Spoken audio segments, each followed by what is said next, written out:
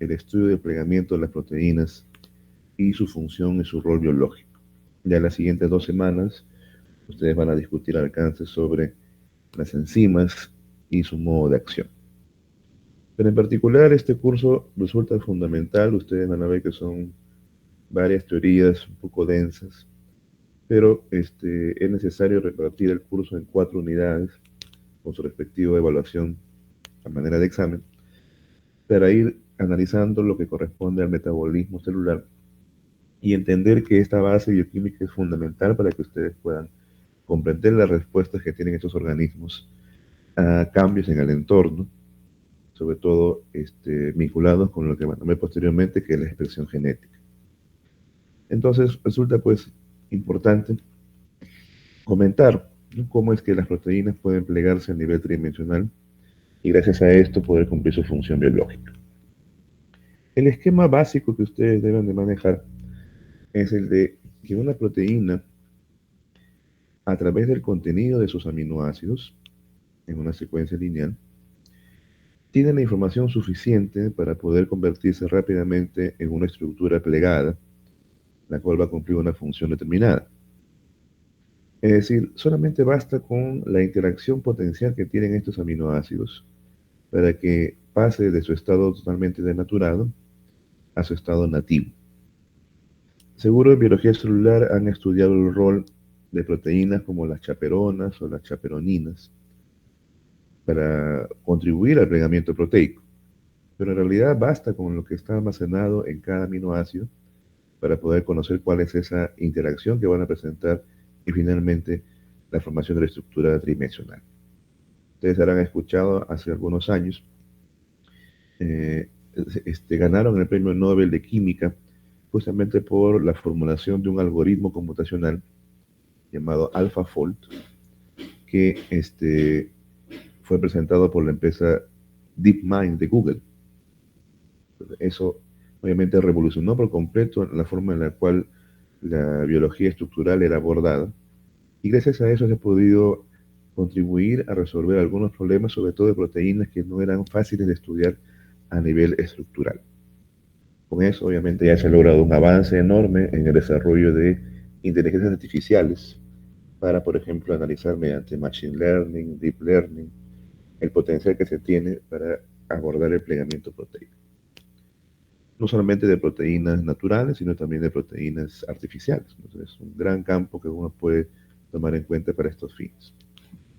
Pero si nos queremos centrar en la visión convencional, un poco didáctica de cómo se explica la estructura tridimensional de las proteínas, tenemos que abordar el flujo desde la estructura primaria, pasando por la estructura secundaria, posteriormente la estructura terciaria y luego la estructura cuaternaria. La estructura primaria basada en la secuencia de aminoácidos, la estructura secundaria donde ya se evalúan interacciones del tipo puente de hidrógeno, por ejemplo, y pasando luego a la estructura terciaria donde ya las proteínas podrían llevar a cabo una función. Sin embargo, algunas requieren de más de una cadena polipeptídica para volverse funcionales, ¿no? Eso sería parte de la estructura cuaternaria. Ahora, para llegar de este conocimiento, miren, de cómo que las proteínas pueden plegarse a nivel tridimensional, han tenido que pasar una gran cantidad de estudios de naturaleza completamente química, física y finalmente biológica, para entender un poco su rol. Y esto obviamente nos lleva a pensar de que tenemos que repasar algunos hitos importantes en el desarrollo de la bioquímica. ¿Sí?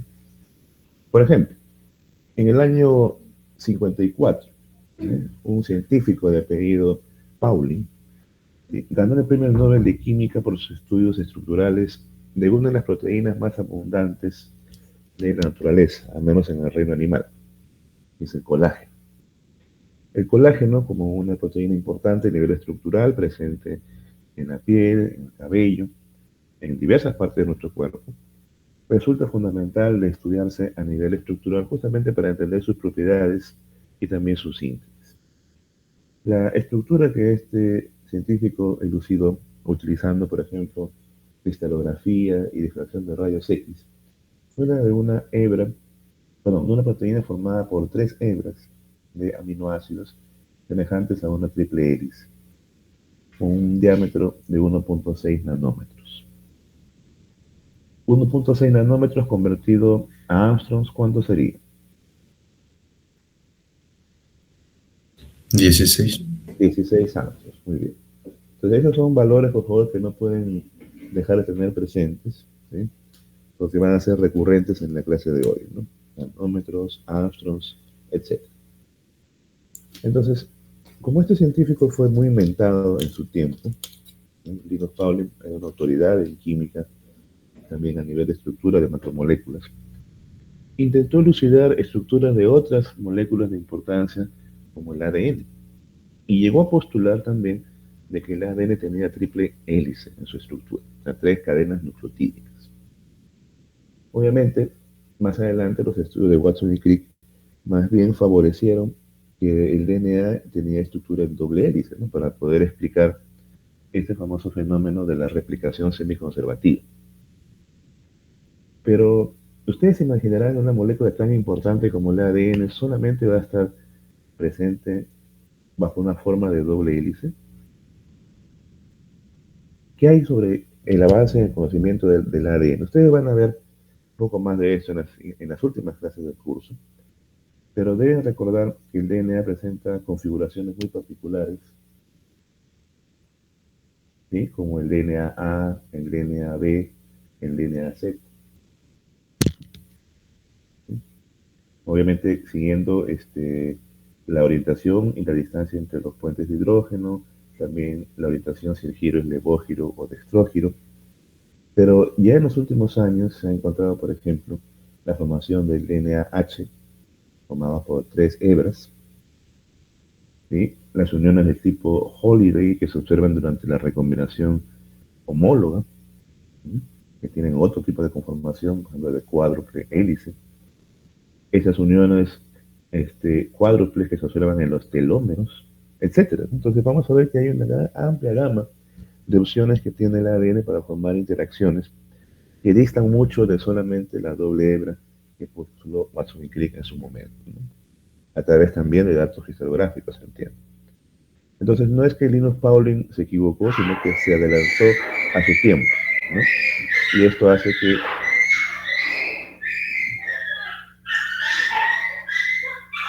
hace que la estructura del ADN sea también obviamente un motivo de estudio muy importante a nivel de la biología estructural, ¿okay? Pero vamos a centrarnos específicamente en proteínas en esta clase. Pero igual les dejo el tema para que puedan seguir investigando. Otros estudios que también contribuyeron a descifrar la relación entre estructura y función de las proteínas fueron los que aportaron los señores Max Perutz y John Kendrick, quienes en el año 62 realizaron básicamente estudios de comparación de proteínas globulares. El colágeno, explicado anteriormente, es un ejemplo muy importante de una proteína filamentosa. Pero obviamente la forma geométrica más vinculada con una acción funcional es la forma globular, ¿no? En muchos casos. Entonces, proteínas globulares que sean de importancia, por ejemplo, destacan a la hemoglobina, formada por cuatro cadenas polipeptídicas, y a la mioglobina con una sola cadena polipeptídica. Vamos a centrarnos un poco en cómo estos señores elucidaron, ¿sí?, la función de estas dos moléculas a través de estudios de interacción con el oxígeno, que es básicamente la molécula que transporta. Si ustedes tienen entonces dos moléculas, una como la hemoglobina, con cuatro cadenas polipeptídicas, y la hemoglobina con una sola, ¿cuál de ellas tendrá más afinidad hacia el oxígeno? ¿Cuál creen ustedes que tenga más afinidad hacia el oxígeno? ¿La hemoglobina La con hemoglobina. sitios o la mioglobina con un solo sitio? Hemoglobina. ¿Ya? No se lleven por solamente el hecho de tener cuatro cadenas, ¿no?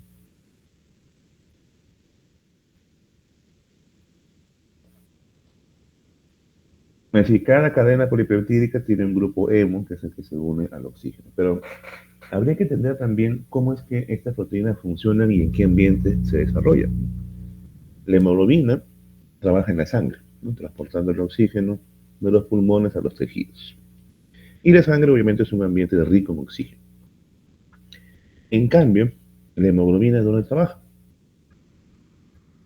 En el músculo. Y el músculo por definición es anaerobio. Por lo tanto, la escasez de oxígeno debe haber desarrollado algún tipo de adaptación en la mioglobina para que ésta pueda captar la menor cantidad de oxígeno posible presente en esta parte del cuerpo. ¿Cómo demostramos esa afinidad diferencial? Nosotros podemos determinar, miren, las curvas de saturación de oxígeno de la mioglobina y la hemoglobina. Una de las curvas corresponde a la mioglobina, la otra corresponde a la hemoglobina. La primera de ellas, ¿qué comportamiento tendrá? Va de 0% de saturación y llega al 100%. La otra también va del 0% y llega al 100%. Pero si bien ambas llegan al 100% luego de una presión parcial de oxígeno, acá medida en kilopascales, ustedes podrían entender, ¿no?, que la forma en la cual estas proteínas llegan a su 100% es diferencial. Por ejemplo, esta curva en rojo, ¿eh?, sigue un comportamiento de qué tipo. A ustedes que ya han llevado 2 cursos de matemáticas. Esta curva, ¿de qué tipo? ¿Logarítmico? Es de tipo hiperbólico. Una curva hiperbólica, donde se satura rápidamente y llega a su 100% en el menor tiempo posible. Por otro lado, tenemos esta curva, miren, que crece de manera gradual y llega a su 100% en el largo plazo. ¿Sí? ¿Cómo llamaremos esta curva? ¿O de qué tipo sería? Logística. Sigmoidea. Sigmoidea, muy bien, sigmoidea. Sigmoidea, muy bien. Entonces, para analizar estas curvas, tendríamos que primero nosotros tomar en cuenta que el valor del 100% no es pues un indicativo real, ¿no?, para diferenciar ambas curvas, ¿no? Tendríamos, por ejemplo, que trazar una línea paralela, ¿no?, más bien alrededor del valor del 50%. ¿Sí?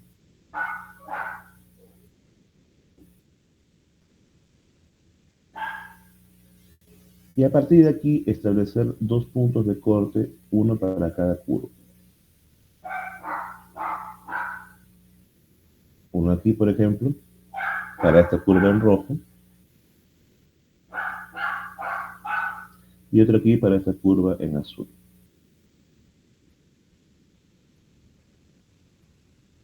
Entonces, si comparamos ahora sí los puntos de corte en el eje de las abscisas, acá habría un valor A y un valor B. Ambas presiones parciales de oxígeno, ¿sí?, ya muestran un comportamiento diferencial. Por ejemplo, la curva en rojo presenta un valor de corte al 50%, donde esta presión parcial de oxígeno tiene un valor mucho menor y B tiene un valor mucho mayor. ¿Cuál de las dos curvas entonces correspondería a una proteína que se satura más rápido con el oxígeno? La roja.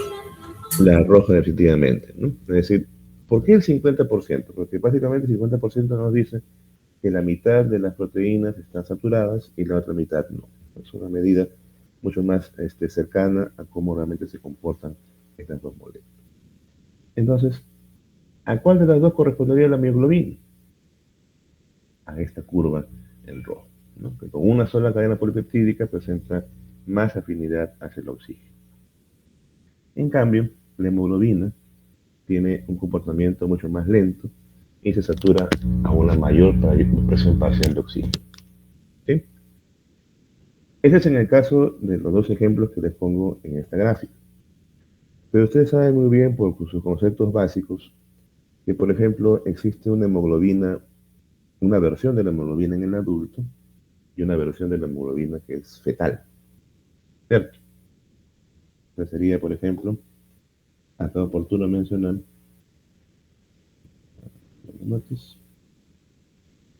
así tenemos a la mioglobina,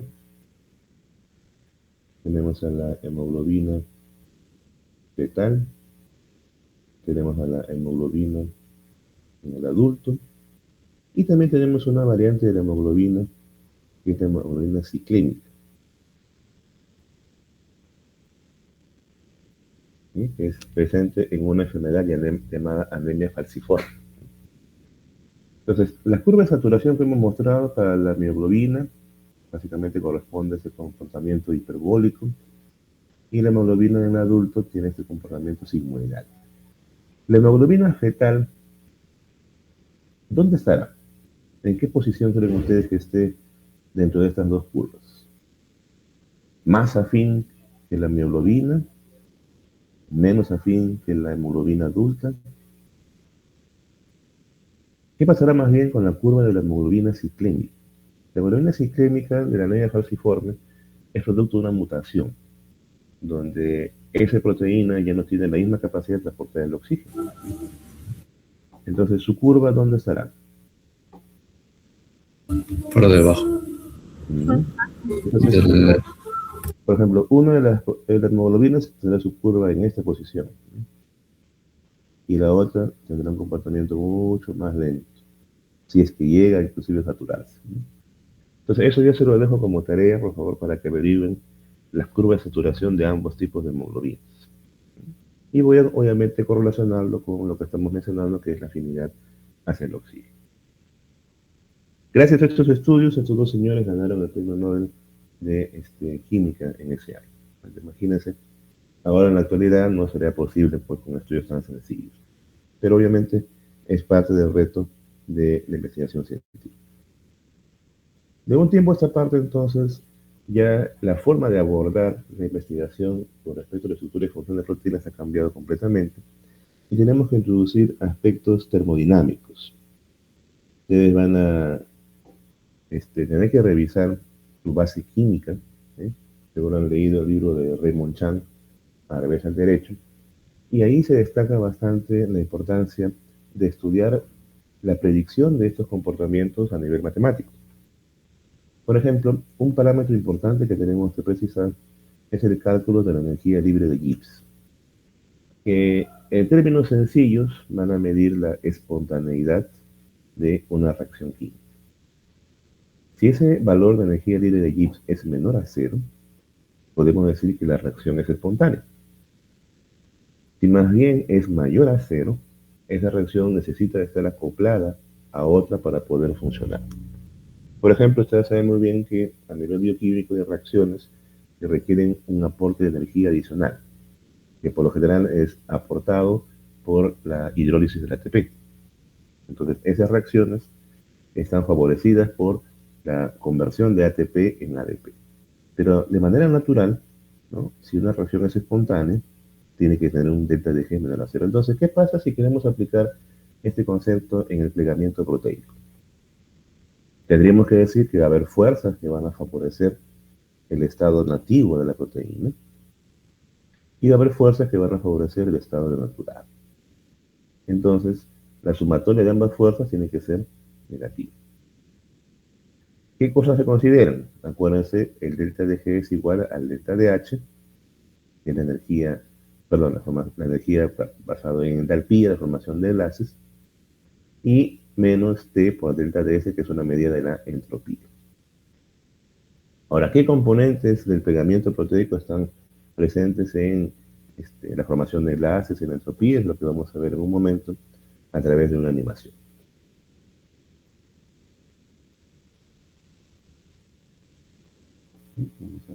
Vamos a salir momentáneamente de aquí.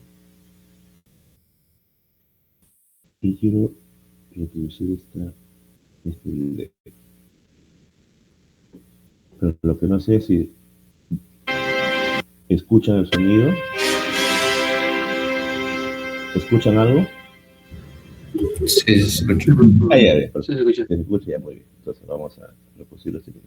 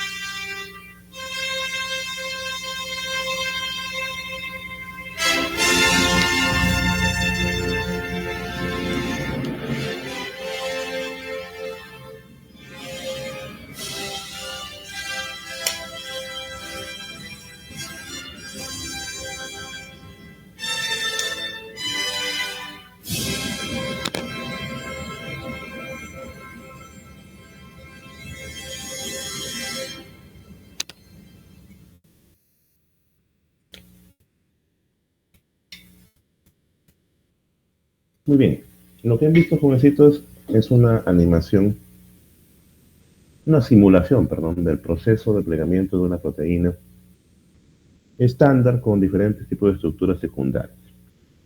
Esto ha sido posible gracias a que se tiene información estructural de la proteína y también se ha podido realizar ensayos de dinámica molecular. Es decir, se puede seguir las trayectorias de cada uno de los átomos de esta proteína en el tiempo y para eso obviamente se utilizan distintos programas computacionales. Por ejemplo, aquí se menciona, ¿no? GROMACS como uno de esos programas, ¿no? AMBER, PyMol, BND, distintos programas que son empleados en la actualidad para poder justamente representar esos movimientos y también generar ese tipo de animación. La pregunta es, ¿en qué rango de tiempo creen ustedes que se haya podido llevar a cabo esta simulación?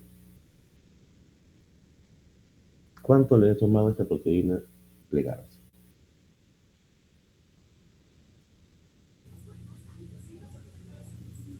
10 nanosegundos.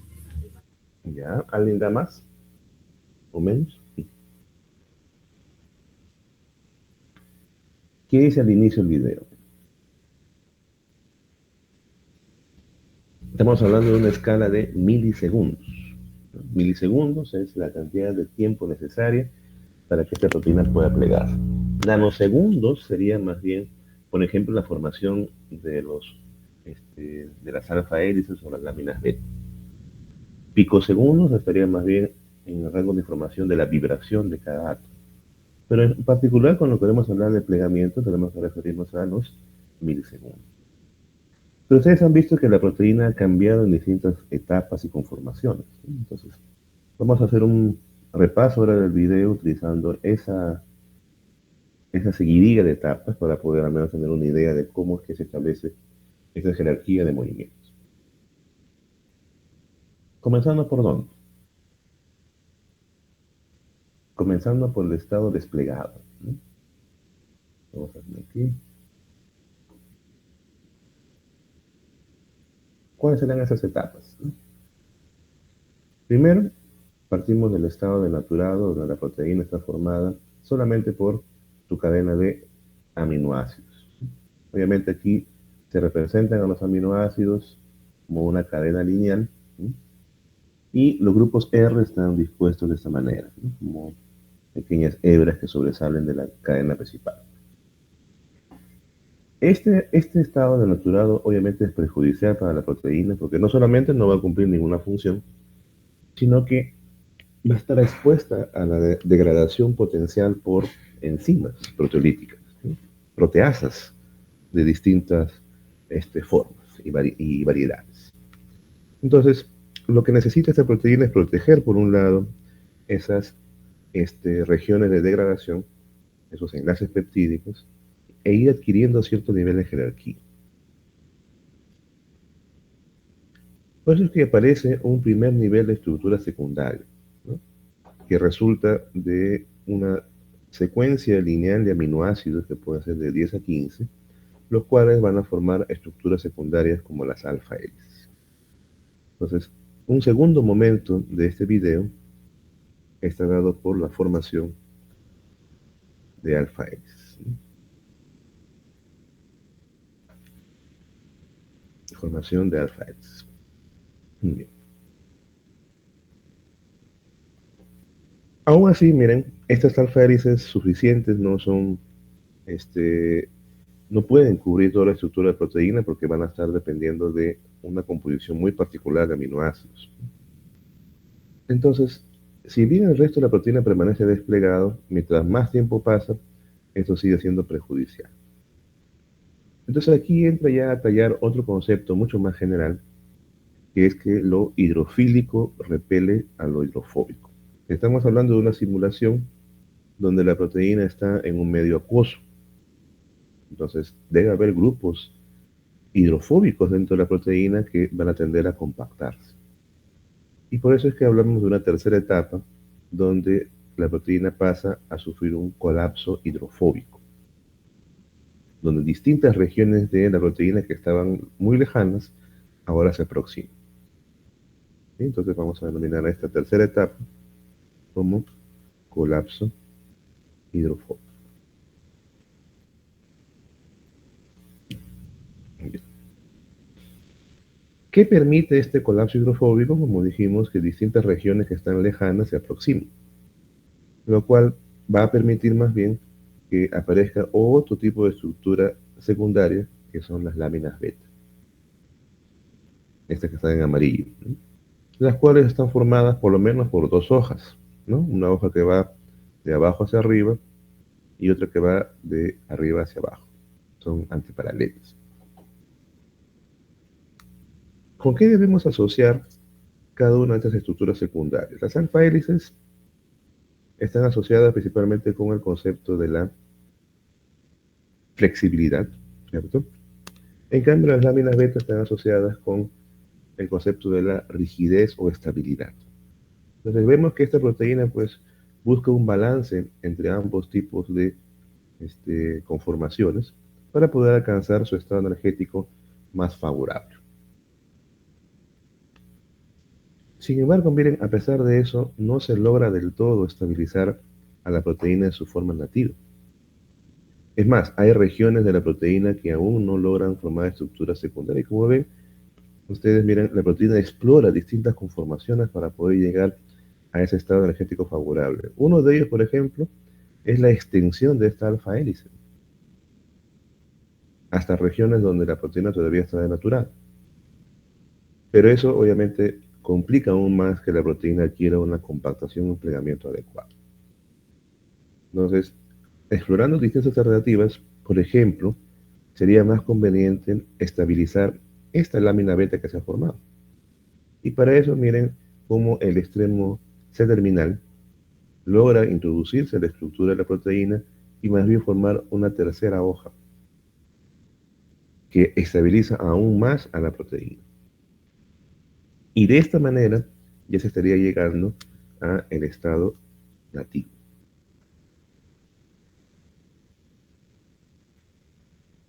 Bien.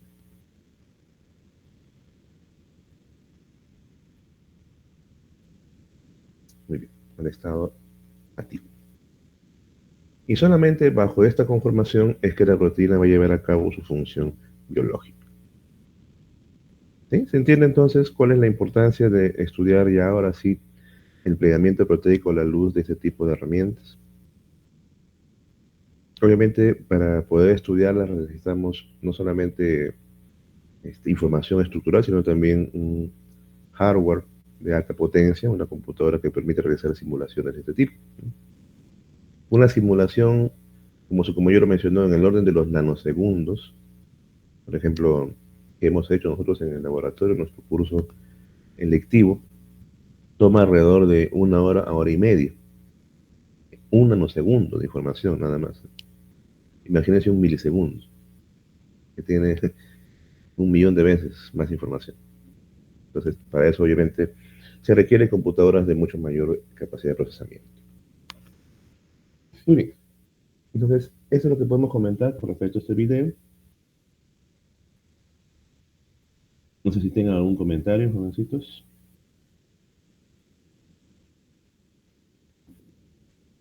Sí, adelante, abra su micrófono nomás, por favor. Buenos días, profesor. La consulta es respecto, ¿por qué se dice que antes es no nativo? Si generalmente la palabra nativo refiere por ejemplo, al estado original, y después se le considera ya cuando se ha plegado totalmente estado nativo. Yo usaría más el término denaturado y nativo. O sea, nativa con respecto a la estructura que permite que cumpla su función. Porque pueden existir también otras variantes mutantes o modificaciones en la secuencia de aminoácidos. Por acá, básicamente, con la misma secuencia, tenemos dos estados, ¿no? El estado desplegado y el estado nativo. No nativo sería ya la presencia de alguna variación o una mutación. Ah, ok. Sí. Ahora sí, micrófono, por favor. Ya, profesor, una duda respecto al video. Dijo que estaba en un medio acuoso. Entonces, si estuviera en un medio hidrofóbico, por ejemplo, aceite, ¿se plegaría de otra manera? Claro, exactamente. Eso es más para estudios de proteínas de membrana. Obviamente, la lógica matemática detrás de ese proceso implicaría otros cálculos de interacciones, ¿no? El modelo, entre comillas, más sencillo es el de una proteína en un medio hidrofílico. Y también por el pequeño tamaño, ¿no? Por eso es que la simulación toma este corto tiempo. Ok, gracias. Sí, es otra base matemática. Pero en particular, miren, eso nos sirve para ejemplificar la importancia de este tipo de interacciones, ¿no? Por ejemplo, el colapso hidrofóbico está dado por la cercanía de aminoácidos con cadenas hidrofóbicas, la formación de las alfa-hélices de láminas beta por la unión del tipo puentes de hidrógeno y también las interacciones internas Van der Waals. Y más bien la que estaría favoreciendo el estado denaturado sería la entropía de la propia cadena de aminoácidos de la proteína. Con esta información ya es mucho más plausible, miren, estudiar proteínas de nivel estructural, las cuales obviamente en los últimos años han incrementado en información, sobre todo a raíz de la pandemia. Hay muchas proteínas del SARS-CoV-2 que ya han sido elucidadas a nivel tridimensional. Y sobre todo hay información de proteínas unidas a fármacos, a inhibidores, a sustratos, a otras proteínas y también a ácidos nucleicos. Entonces, todo eso nos lleva a pensar pues, que tenemos que tener la capacidad de poder analizar toda esa data disponible. ¿De qué manera? Haciendo un pequeño repaso de los niveles de estructura proteica. Comenzando por la estructura primaria que ustedes ya han visto la semana pasada. Ahí consideramos, miren, la estructura del aminoácido a partir de un carbono alfa central, el cual va a presentar dos grupos ionizables, por lo menos, el grupo carboxilo, que puede desprotonarse, y el grupo amino, que puede más bien protonarse. Esto lo acompaña un hidrógeno y un grupo lateral R, que es el que va a darle el tipo específico al aminoácido que se menciona. La importancia de estos dos grupos ionizables es que su estado de ionización va a depender del pH. Entonces, el pH va a dirigir claramente cuál es la capacidad que tienen estos aminoácidos de poder cargarse de forma positiva o negativa, ¿sí? Siempre siguiendo un equilibrio entre la ionización de ambos grupos. Y eso nos da lugar a hablar de que cada aminoácido tiene un parámetro importante denominado punto isoeléctrico, ¿sí? Punto isoeléctrico.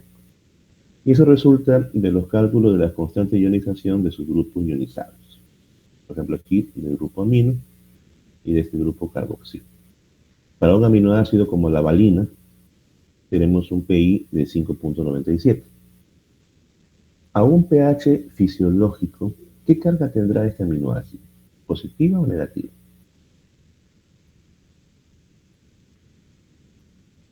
pH fisiológico se entiende por valor de 100. La valina, con un pI de 5.97, póngale 6. A un pH fisiológico, es decir, pH 7. ¿Qué carga tendrá? Más uno. Positiva o negativa. Nada más que el valor es la naturaleza, ¿no? Positiva o negativa. Positivo. Ya, ¿verdad? El ácido aspartico, miren, con no solamente el CO y el NH2, sino también otro grupo que le da más bien naturaleza más negativa aún, ¿no? Tiene un PI de 2.97, que sería básicamente 3, ¿no? Entonces, este aminoácido a un pH fisiológico, ¿qué carga tendrá? ¿Positiva o negativa? ¿Cómo podemos analizar esa capacidad que tienen entonces los aminoácidos de comportarse frente a un mismo pH y manifestar su carga, su electronegatividad o su electropositividad?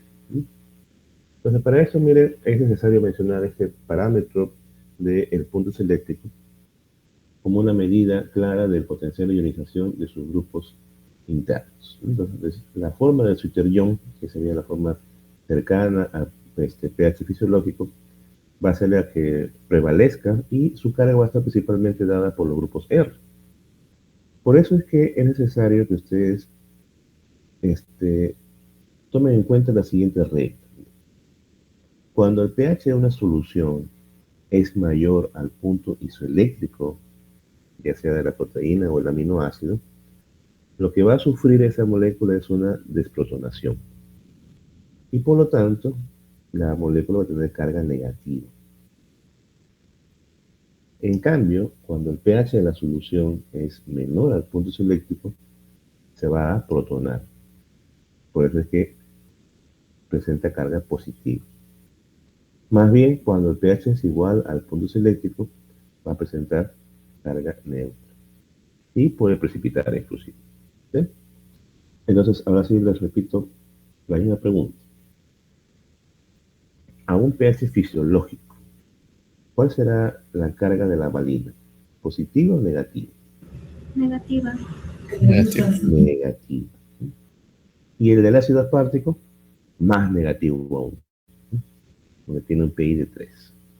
Entonces, eso, por favor, tiene que quedar bien claro, sobre todo siempre a pH fisiológico. ¿Cuál sería el comportamiento de estos aminoácidos a ese tipo de pH? Bien. Es pregunta de examen.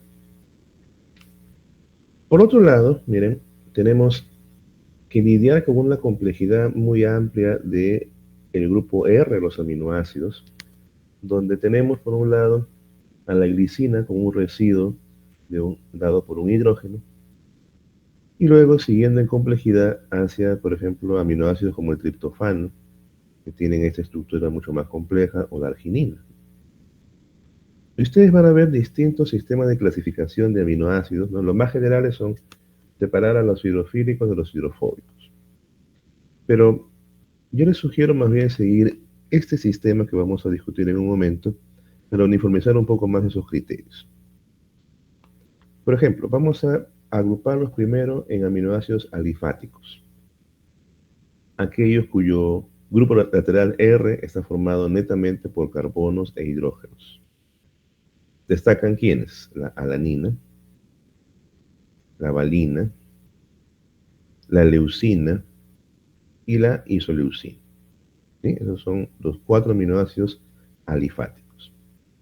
Algo que también ya ustedes tienen que estar familiarizados es con la abreviación de 3 letras y con el símbolo de una letra para cada aminoácido. ¿Sí? Alanina A, valina B, leucina L, isoleucina I. ¿Sí? Hasta ahí puede ser sencillo. Vamos a ver ahora el siguiente grupo: aromáticos, los que tienen grupos R resonantes. Destacando primero la fenilalanina con su anillo bencénico. La tirosina, que tiene más bien un OH adicional, es la versión hidroxilada de la fenilalanina.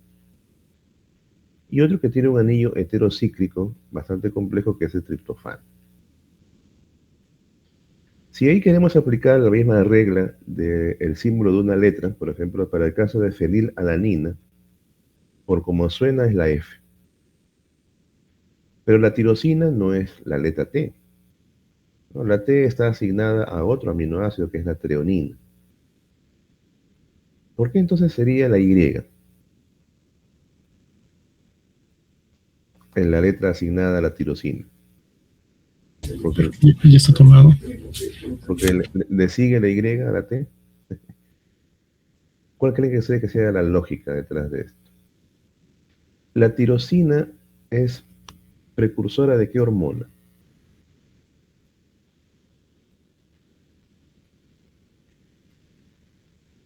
Precursora de qué hormona es la tirosina.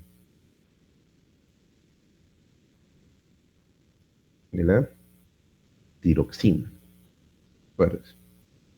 Y la tiroxina regula qué propiedad de nuestro cuerpo.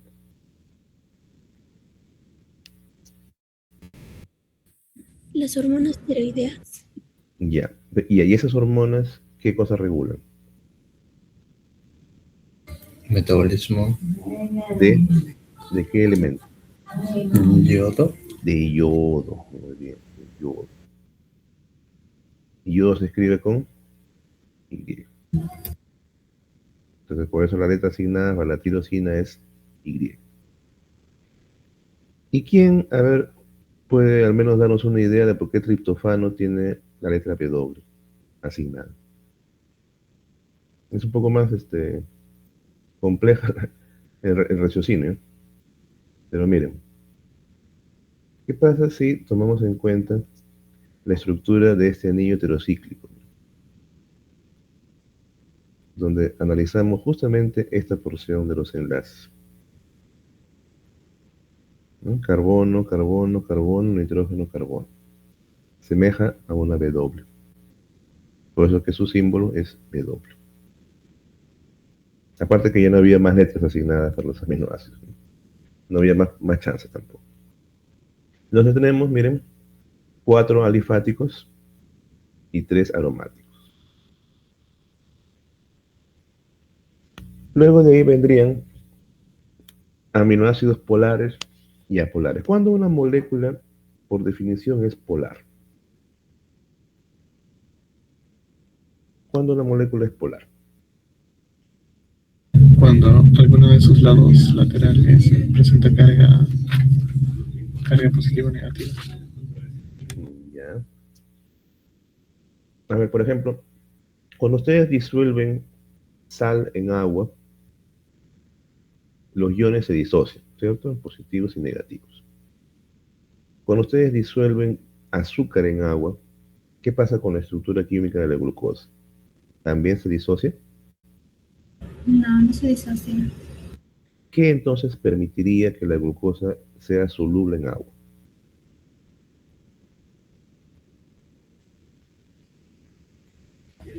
La naturaleza polar tiene. Pero por eso, o sea, es polar, yo sé, pero ¿cómo es que se disuelve entonces en agua?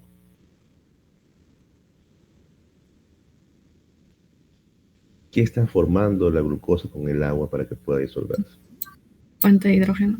Puentes de hidrógeno. Muy bien. Entonces, aquella molécula que es considerada polar debe tener grupos que puedan formar puentes de hidrógeno con el agua, como en el caso de la asparagina, N, glutamina, Q, serina, S, y treonina, T. Justo estoy resaltando aquellos grupos que pueden formar estos puentes de hidrógeno con el agua. Y por eso es que son considerados de naturaleza polar. ¿Sí? Así como tenemos aminoácidos polares, tenemos aminoácidos no polares. Destacando quién es el más sencillo de todos, que es la glicina, seguido por el más complejo de todos a nivel estructural, que es la prolina, porque justo está rodeando a este carbono alfa central. Y luego tenemos 2 aminoácidos con azufre, uno de ellos en posición extrema, que es el aminoácido cisteína, y otro con un azufre intracatenario, que es la metionina. ¿Sí? Entonces, hasta ahí tenemos 15 aminoácidos, alifáticos, aromáticos, polares y apolares. ¿Cuáles vendrían en el siguiente grupo? Los que tienen carga, cargados. ¿Sí? Ahí se menciona, por ejemplo, a la histidina. La histidina es un aminoácido muy importante por su grupo imidazol, pero en algunos libros de texto no lo consideran ni siquiera en la lista de los 20 aminoácidos. Justamente por tener este grupo imidazol, a la histidina la consideran como un iminoácido, no un aminoácido. Pero ya es una clasificación bastante estricta, digamos así. Acá lo vamos a considerar dentro de los cargados por cuestiones ya de aplicación biológica. ¿Okay?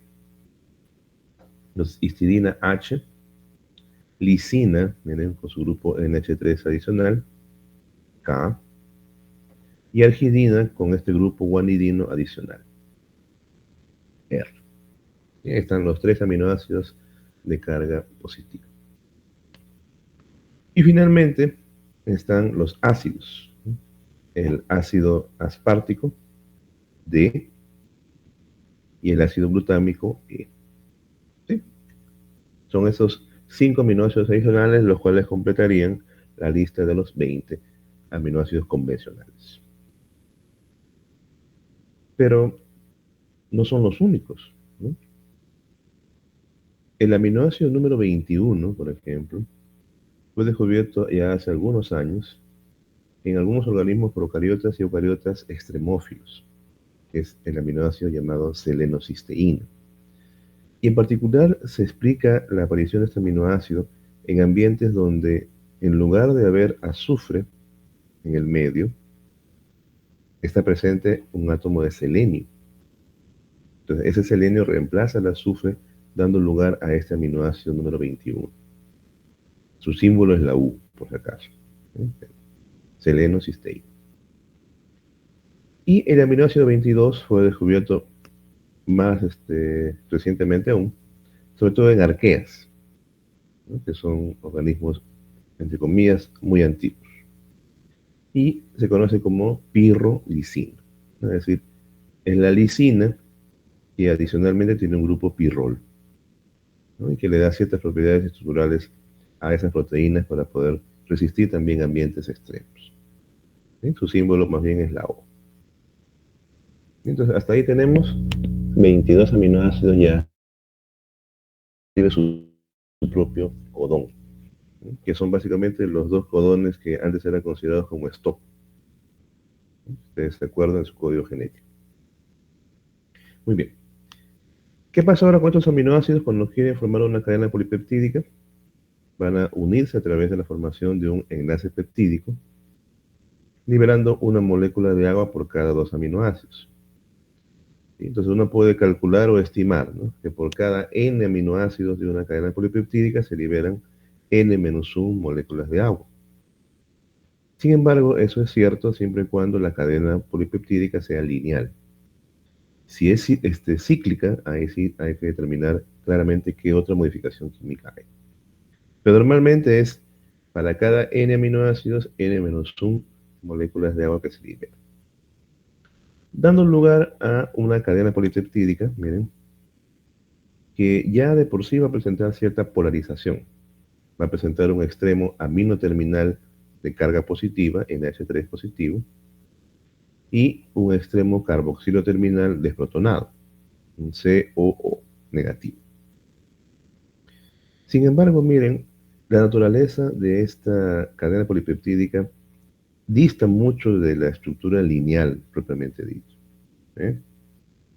Es más bien dependiente de cada uno de estos grupos laterales R y su complejidad estructural, espacial. Va a haber mucho impedimento. Entonces, lo que tenemos que estudiar más bien es cómo a partir del carbono alfa central vamos a poder nosotros describir dos tipos importantes de enlaces, ¿no? Este es el carbono alfa central, ¿sí? Uno de ellos es el famoso enlace PHI, o enlace Phi, que es este de aquí, que es el que va a unir al carbono alfa central con el nitrógeno que lo precede, ¿sí? Ese es el enlace PHI. Y luego tenemos el enlace que une al carbono alfa central con el siguiente carbono, que es este de aquí, que es el enlace PSI.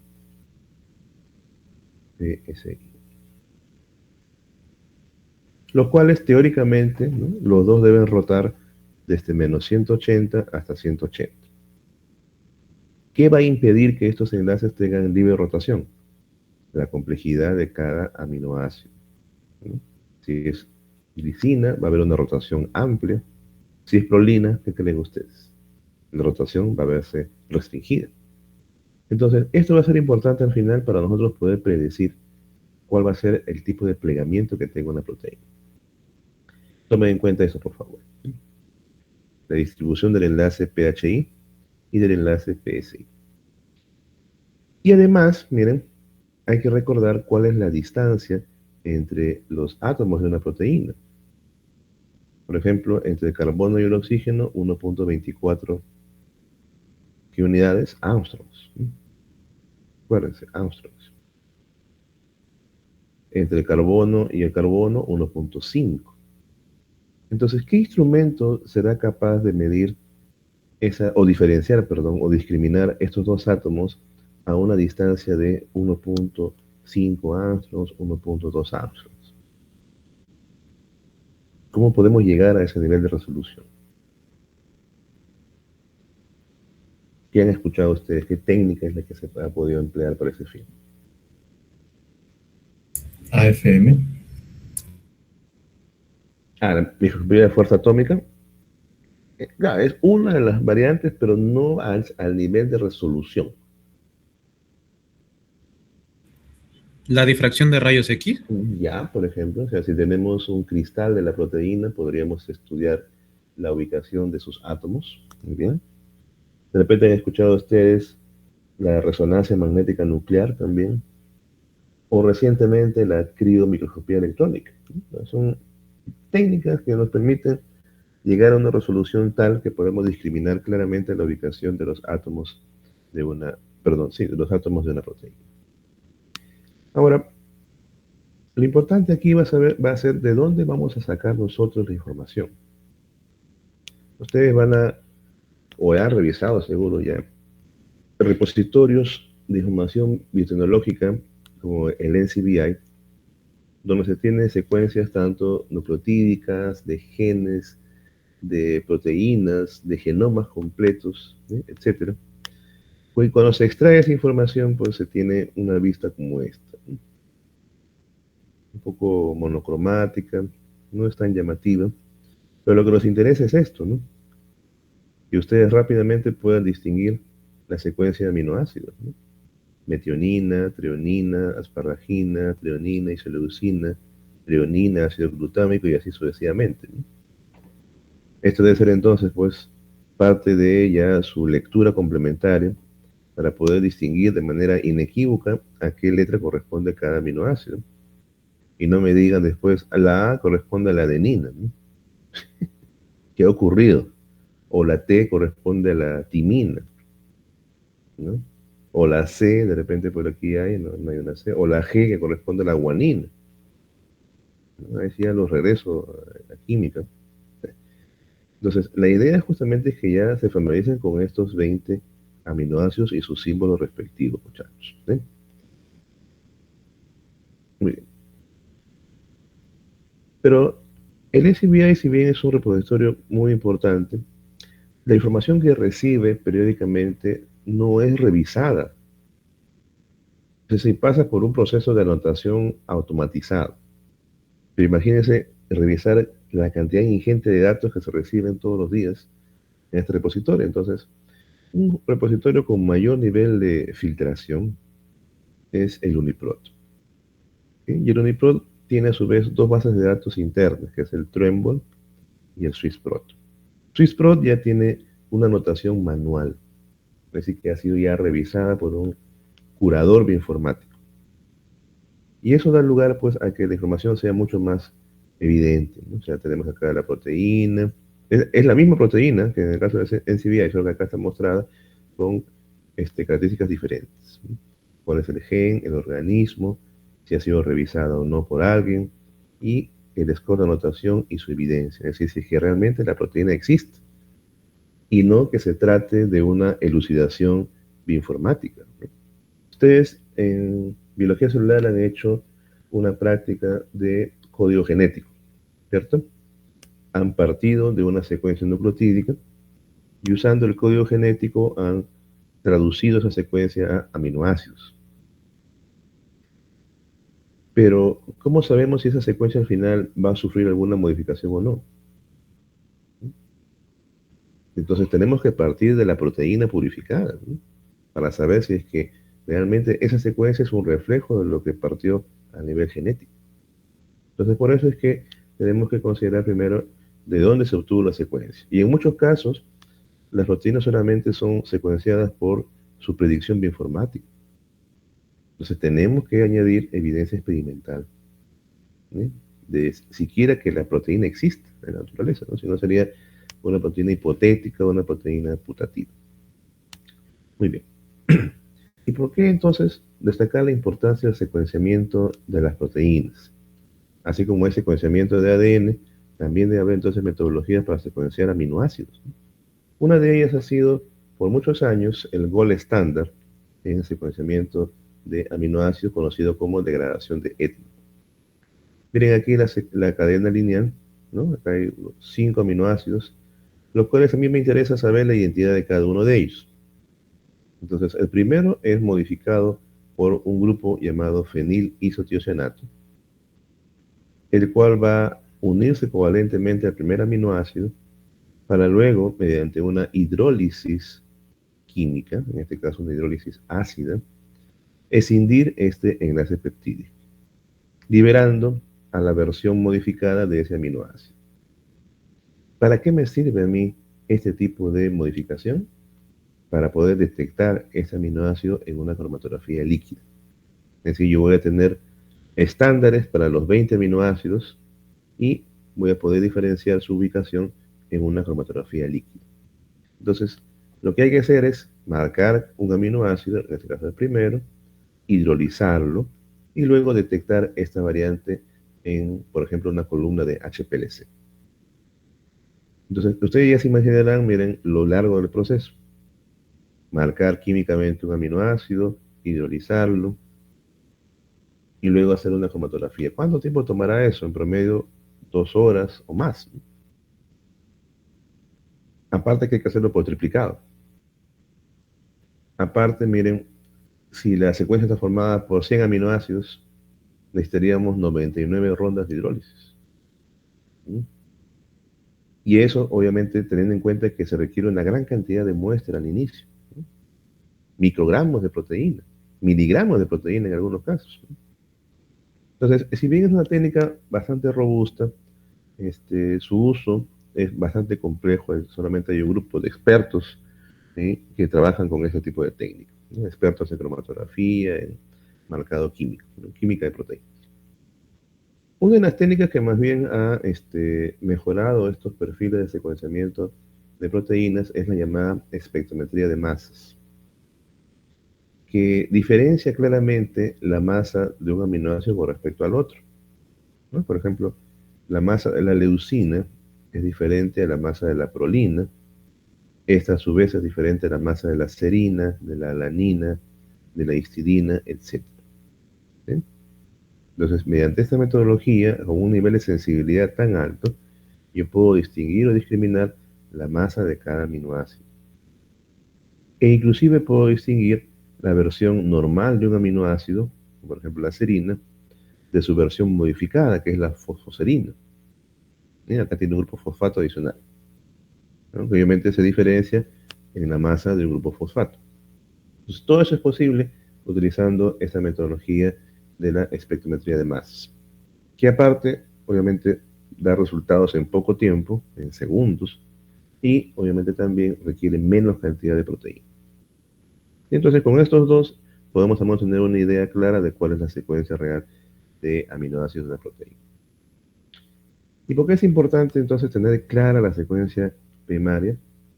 Por ejemplos como la hemoglobina que hemos mencionado, ¿no? Donde la hemoglobina normal, ¿no?, la que está formando esta estructura de disco bicóncavo del glóbulo rojo, tiene un ácido glutámico en posición 6. En el glóbulo rojo, perdón, o en la hemoglobina de los pacientes con anemia falciforme, más bien se da una sustitución en la posición 6 y ese ácido glutámico se convierte en valina, haciendo que el glóbulo rojo cambie su forma porque la hemoglobina comienza a ponerse más bien fibrosa y ya no globular. Y por eso es importante destacar esta conformación de la estructura de la hemoglobina. Muy bien, ¿hasta aquí algún comentario, jovencitos? ¿Alguna pregunta? Sí, adelante. Para la degradación no necesariamente tiene que haberse dado la purificación de la proteína. ¿O cómo es? Sí, necesitamos que la proteína que esté siendo analizada esté en su estado más puro posible. Que haya pasado por cromatografía, que haya pasado por electroforesis, distintas pruebas para poder evidenciar su pureza. Y profesor, tal vez una pregunta un poco descuidada, tal vez. ¿Eso no la hace más sensible tal vez a la proteína? No, en realidad la sensibilidad está dada por los enlaces peptídicos. Vamos a darle las condiciones con esa hidrólisis ácida para poder romper ese enlace peptídeo, es lo que nos interesa. Ya. Sí, adelante. Bueno, profe, había estado leyendo que hay diversos tipos de aminoácidos los cuales pueden llegar al estado swifterión, únicamente teniendo sus grupos funcionales, el extremo N terminal y el extremo C terminal, por así decirlo, neutralizándose a sí mismos sus cargas. Pero bueno, al final de todo esto llegué leí una cierta frase que me dijo, que me hizo tener un poco de dudas, que era: todo aminoácido que ha llegado a su punto isoeléctrico es un swifterión. Tenemos una representación donde los átomos son graficados como esferas de distintos colores y cada una de ellas haciendo alusión a uno de los átomos de la proteína, ¿no? Carbono, hidrógeno, oxígeno y nitrógeno. Principalmente carbono, oxígeno y nitrógeno. Los hidrógenos no se consideran porque son muy abundantes. Y lo importante aquí, por ejemplo, es ver cómo se pueden formar estas hendiduras que estarían representando el sitio activo de la proteína, ¿no? De la enzima en este caso. O también otras regiones que permiten la interacción con moléculas complementarias o también, por ejemplo, hablar de regulación alostérica. Por otro lado, miren, tenemos el famoso modelo donde se resaltan las estructuras secundarias, que están las alfa-hélices, las láminas beta, y más bien nos permitiría realizar una ubicación más precisa de los aminoácidos de esa proteína. Entonces esto se logra pues con programas de visualización que lo que toman en cuenta justamente es la ubicación de los átomos en el eje X y Z. Es justamente una de esas tantas formas de poder visualizar al menos la estructura proteica. Para eso entonces, mire, tenemos que pasar del concepto del llamado motivo estructural a más bien el dominio estructural, que ya nos da una cercanía a la función que va a cumplir esa proteína. Ese dominio estructural está formado por longitudes de entre 100 hasta 200 aminoácidos en total, los cuales pues ya son un indicativo del grado de complejidad que tenga esa molécula. Por ejemplo, vamos a tener que asociar la composición de estructuras secundarias de esa proteína para poder al menos tener 3 niveles de clasificación. Proteínas formadas netamente por alfa-hélices, como la miohemeritrina y la proteína de cubierta del virus de mosaico del tabaco. Proteínas formadas preferentemente por láminas beta, como la prealbúmina y las inmunoglobulinas. Y aquellas que tienen más bien estructuras entrelazadas o mezcladas, como la piruvatoquinasa y la exoquinasa. Y aquí en particular, miren, hay un concepto que quiero discutir con ustedes, que es el siguiente. Una proteína va a presentar por lo menos un dominio asociado a su función. Y eso es lo que puede de alguna manera confundir al inicio. Por ejemplo, cuando hablamos de la hidrólisis del ATP, esta molécula se va a convertir en ADP más pirofosfato, ¿cierto? ¿Cómo llamaríamos a una enzima que tiene la característica o la capacidad de hidrolizar ATP? ATPasa. ATPasa, ¿no? Muy bien. Entonces, esta proteína tendría como designación o como nombre común, ¿no? ATPasa. Pero esa característica de ser ATPasa está confinada dentro de un dominio proteico. Entonces tenemos que hablar del dominio ATPasa. ¿Qué proteínas tendrán la capacidad de hidrolizar ATP? Ustedes van a ver una en particular ya en la segunda unidad del curso, comenzando la parte metabólica, que se denomina exoquinasa. La exoquinasa es la primera enzima de la glicólisis, la que se encarga de convertir la glucosa en glucosa 6-fosfato. Entonces, ese fosfato lo va a traer de la hidrólisis del ATP. Pero a nivel muscular, se da un fenómeno también importante llamado contracción muscular. Y una de las proteínas responsables de esa contracción muscular es la actina, que dentro de su estructura tiene un dominio de ATPase, suficiente para producir la energía necesaria que lleve a la contracción del músculo, a la famosa formación de las bandas Z. Yo les pregunto, ¿la exoquinasa y la actina tendrán algo en común a nivel evolutivo? ¿Tienen un dominio TPasa? Claro, eso es lo que estamos diciendo, pero evolutivamente surgirán de algún ancestro común. No. No, ¿cierto? Entonces, ¿por qué proteínas que son filogenéticamente tan distantes pueden presentar dominios funcionales casi idénticos? Es porque para poder reclutar, para poder llevar a cabo su función, tienen que reclutar esos dominios como parte de su estructura.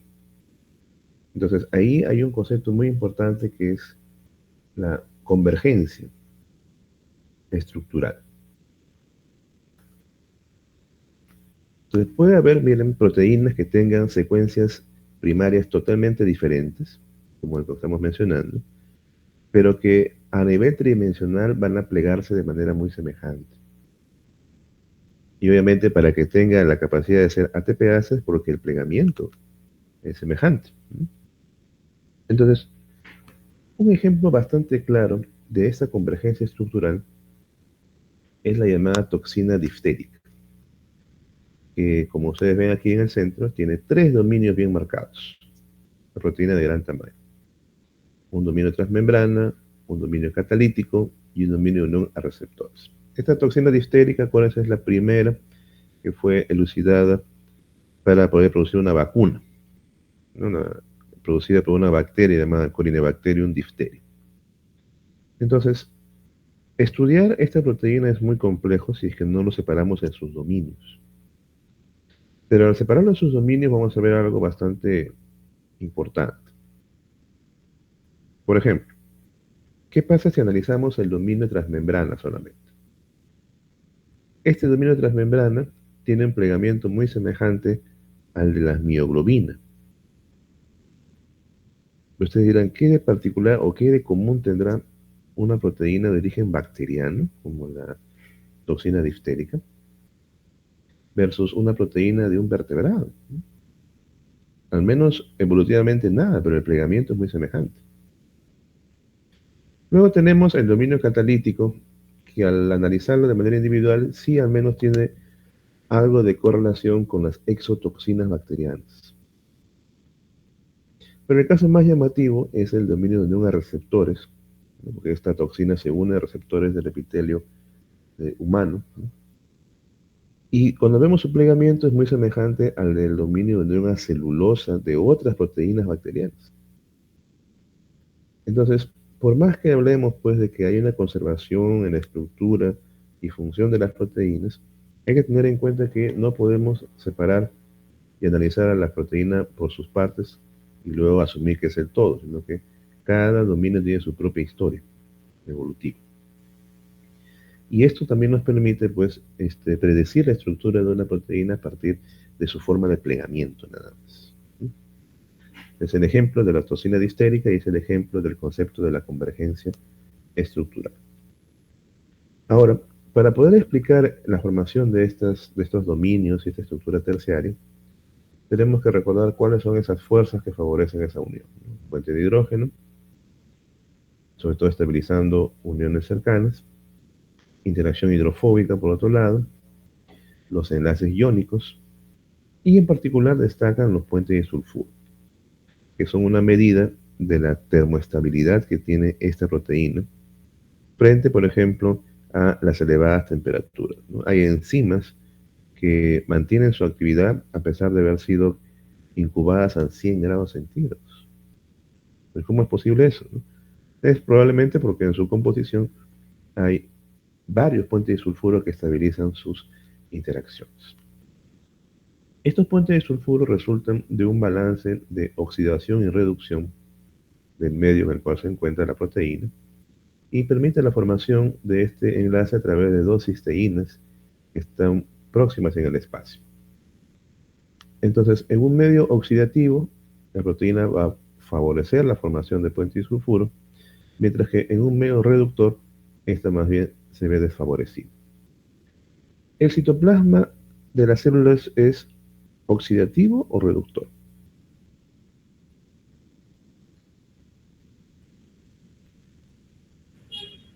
Oxidativo. ¿Mm? ¿Qué dicen ustedes, jóvenes? Reductor. El citoplasma es reductor. Muy bien. Entonces, ¿cuál será el estado de las proteínas intracelulares? ¿Ricas en puente disulfuro o no presentarán puente disulfuro? No. No presentarán. No presentan puente disulfuro. ¿Qué proteínas sí presentan puente disulfuro? Las que son secretadas a través del Golgi y liberadas con vesículas hacia afuera de la célula. Esas proteínas sí tienen puente disulfuro. Uno, dos, varios.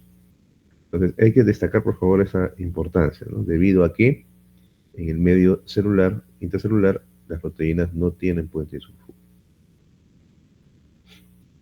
Y si hacemos, miren, un corte transversal a una proteína y tratamos de mapear la ubicación de cada aminoácido, podemos distinguir claramente que en la parte externa están los aminoácidos polares, en la parte interna están los apolares, y llegar a la precisión de la ubicación de cada átomo o de cada aminoácido también es bastante complejo, ¿sí? Si es que no se tienen las herramientas adecuadas.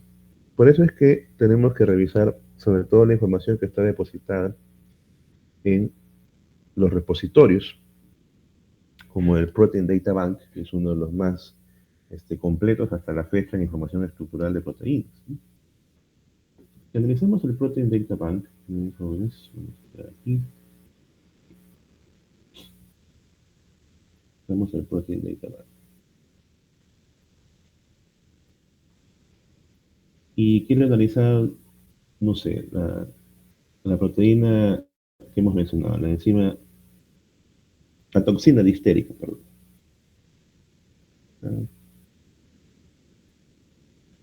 Aquí. Ese es el código de 4 letras que tiene. 1-DDT. Vamos aquí. 1-DDT. Esta, ¿no? La estructura de la toxina distérica. A una resolución de 2 angstroms. Si yo quiero descargar la información, tengo que ir hacia el formato PDB.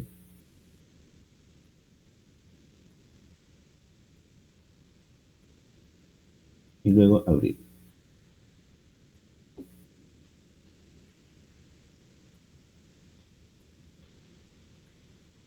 ¿No abrió? Así queda.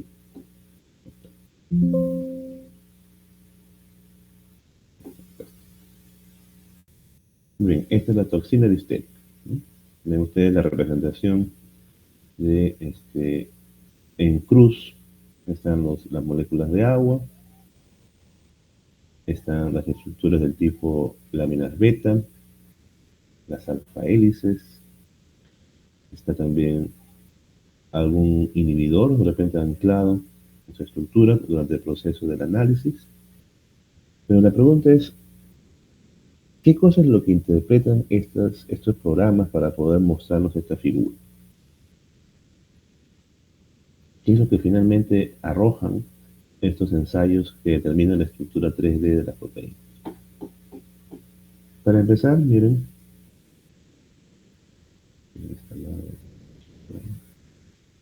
Así. Este es un editor de texto bastante utilizado en programación. No tengo instalado. Al menos no en esta computadora. Bueno. Esa es una opción. La otra opción es usar el mismo bloc de notas. Ese archivo que yo acabo de descargar, ustedes lo pueden abrir.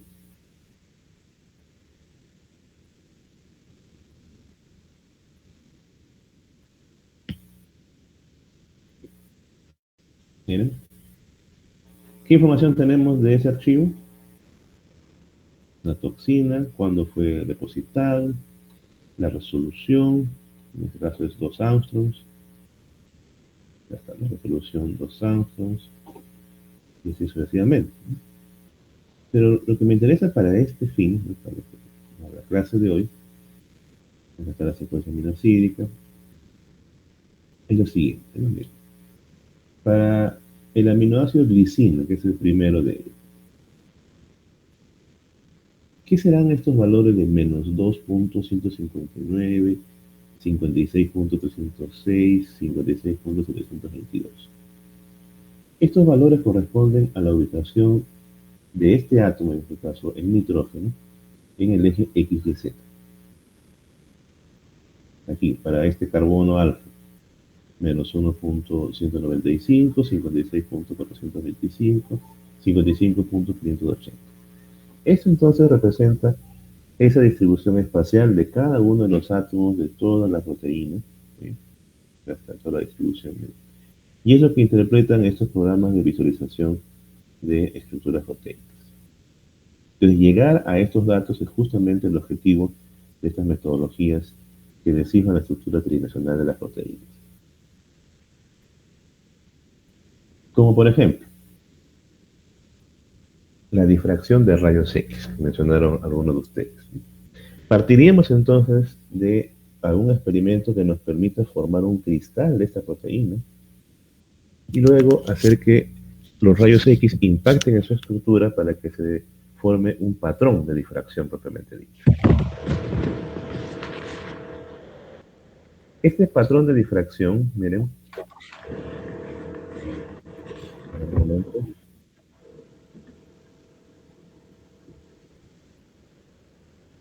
Silenciar a uno de sus compañeros que están.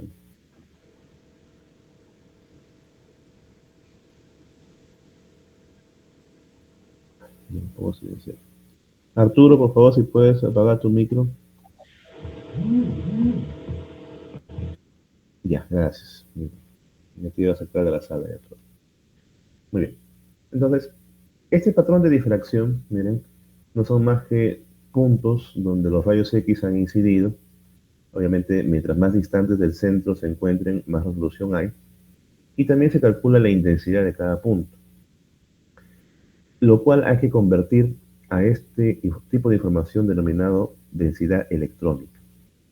Entonces, ¿qué transformada matemática podríamos utilizar para convertir el mapa de difracción o el mapa de, claro, patrón de difracción de rayos X en un mapa de densidad electrónica?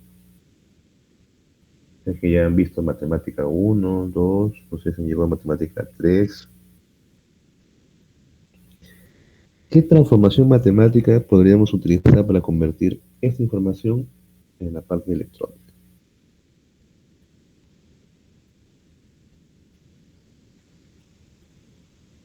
¿Les suena transformada de Fourier? ¿Han escuchado alguna vez sobre las transformadas de Fourier? Demasiado. Ya, entonces, ese tipo de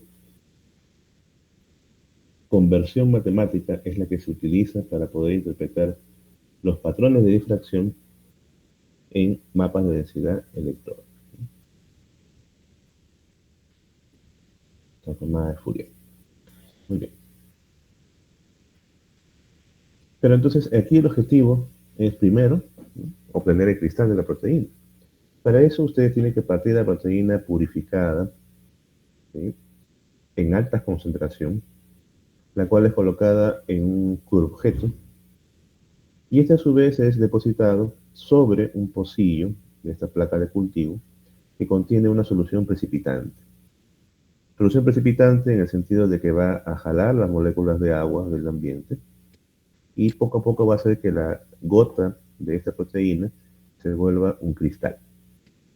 Este proceso obviamente puede tomar horas, puede tomar días completos, ¿sí?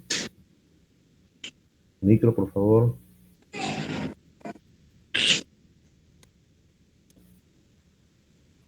¿Sí?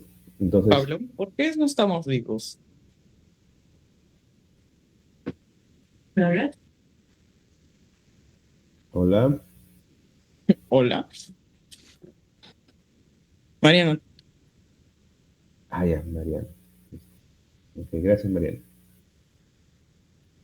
Muy bien, entonces, esta solución precipitante va a tomar las moléculas de agua del entorno y hacer que esta gota poco a poco cristalice. El detalle es que no hay una solución universal para convertir a la proteína en su fase líquida en fase cristalina. Normalmente se utilizan kits de cristalización que tienen una combinación ya establecida de aquellas soluciones precipitantes que favorecen ese estado. Entonces, simplemente es probar ensayo y error y ver cuál resulta. ¿Bien? Por eso, por ejemplo, ustedes van a obtener estructuras de enzimas o de proteínas que normalmente van a utilizar en el laboratorio, ¿no? Por ejemplo, cuando hagan extracción de ADN, normalmente se utiliza proteínas K. Miren cómo es el cristal de la proteínas K. O la lisozima, ¿no? Que también se emplea para extraer ADN bacteriano. Miren la formación de su cristal.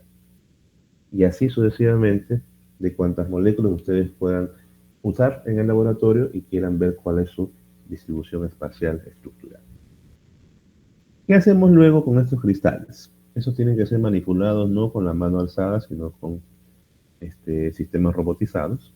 Por ejemplo, este robot de cristalización pica en la base de cada uno de los pocillos y transporta los cristales al sistema de difracción de rayos X, ¿no? Aquí donde el cristal va a ser girado en diferentes ángulos para tener los patrones de difracción necesarios para luego la interpretación estructural, ¿no? Entonces miren, aquí está el centro del cristal, ese es el patrón de difracción de cada uno de los enlaces, de los puntos que han sido tomados en cuenta para este análisis. Y finalmente, lo que se debe obtener es la resolución los mayores puntos de difracción que están dispersos. A una distancia cercana no se va a poder distinguir claramente de qué átomo está compuesto este radical.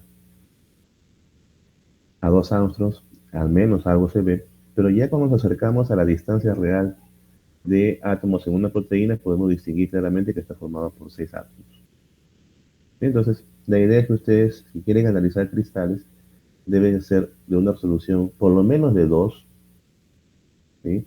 O cercano a 1, ¿sí? Para tener una idea de cómo es que están dispuestas todas las estructuras de esta proteína. Lo que hemos descargado hace un momento, por ejemplo, tiene una resolución de 2 angstroms. Pero el caso es que no todas las proteínas pueden cristalizar en este punto.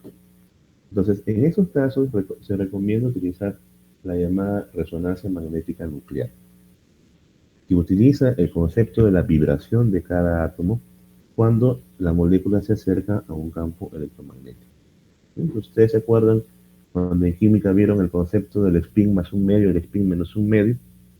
Estos comienzan a vibrar conforme el átomo se acerca al campo electromagnético. Y ahí se sigue la famosa regla de la mano derecha.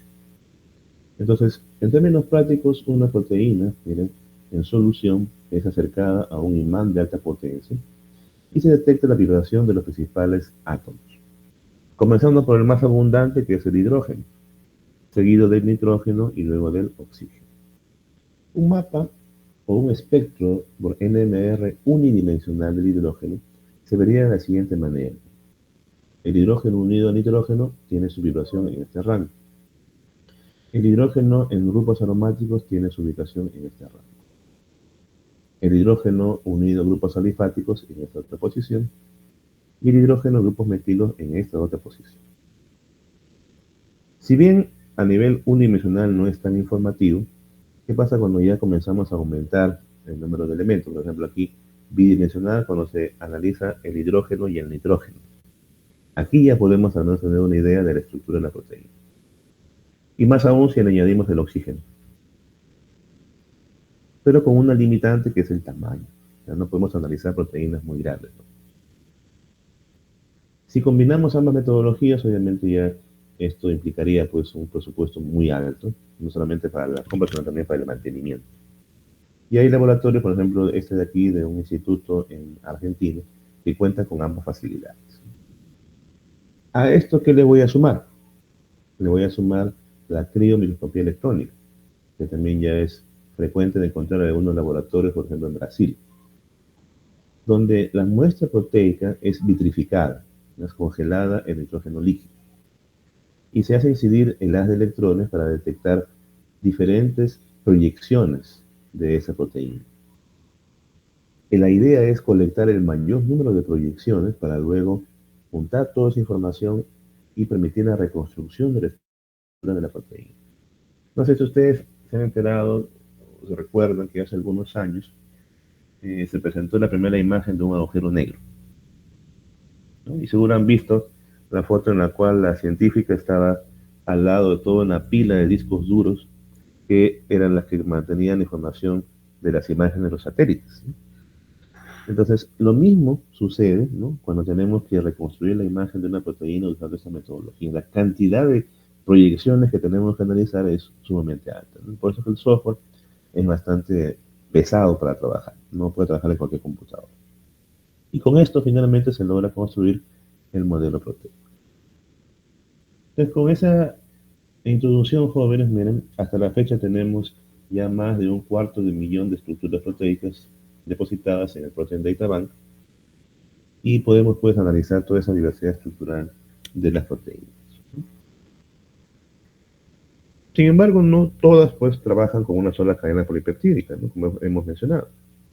Por eso que tenemos que también complementar con la estructura cuaternaria. Pero hasta aquí no sé si tengan algún comentario, jóvenes.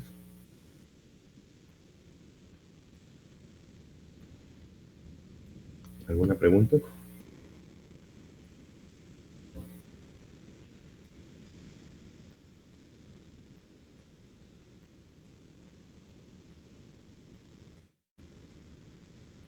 Muy bien, en la estructura cuaternaria lo que tenemos que tener presente es que vamos a hablar de la asociación de más de una cadena polipeptídica, principalmente por interacciones en su estructura, ¿sí?, las cuales obviamente toman como punto de partida primero el plegamiento de cada subunidad y luego la interacción entre ellas de una manera jerárquica. El ejemplo más saltante es el de la hemoglobina con 4 cadenas polipeptídicas. Pero también hay otros ejemplos que hemos mencionado, como el de la proteína TBP que se une al ADN, ¿no?, que solamente va a unirse bajo la forma dimérica. La otra característica es que las cadenas pueden ser idénticas o pueden ser diferentes. Entonces podemos hablar de una organización homotípica cuando son cadenas idénticas y una organización heterotípica cuando son diferentes. Eso es justamente uno de los puntos saltantes de la interpretación a nivel cuaternal. Y aquí obviamente ya vamos a poder determinar mayor cercanía a cómo realmente funciona una proteína en cuestión, porque está mucho más cercano a lo que es su tiempo de vida medio y a su estabilidad. El detalle es cómo podemos estudiar la estructura cuaternaria de una proteína. ¿Qué metodologías son las que se toman en cuenta? Por ejemplo, podemos estudiar la estructura cuaternaria a través de una cromatografía de filtración molecular, donde podemos apreciar las distintas formas en las cuales la proteína se adquiere su conformación. La forma monomérica, por ejemplo, dimérica, trimérica o tetramérica. Aquí podemos variar el pH del buffer de la cromatografía y ver los distintos tipos de conformaciones que adopta. Pero también podemos emplear una electroforesis, donde tengamos que añadir sobre todo agentes denaturantes y agentes reductores. Por ejemplo, el beta-maltodextranol y el dipiodoteritol que rompen los puentes de sulfuro. Y podemos ver, ¿no?, una banda que corresponde a la versión monomérica, otra banda que corresponde a la versión dimérica con el doble del peso molecular, y hasta una conformación trimérica con 3 cadenas polipeptídicas, ¿no?, lo cual tiene que estar correlacionado con la parte cromatográfica. Entonces, hasta aquí, miren, hemos mencionado varias técnicas asociadas al análisis de los niveles de estructura, ¿no? Una pregunta de examen podría venir en ese sentido. ¿Qué técnicas se emplea para la estructura primaria, para la secundaria, para la terciaria y la cuaternaria? ¿Sí? Y así, algo que esté vinculado con esa respuesta. Entonces, miren, jóvenes, hasta aquí hemos hecho un resumen bastante puntual sobre los distintos niveles de estructura tridimensional de las proteínas, con sus ejemplos respectivos. Lo que viene a continuación ya es básicamente destacar el rol biológico de las proteínas y su clasificación. Pero hasta aquí no sé si hay alguna pregunta de la parte estructural.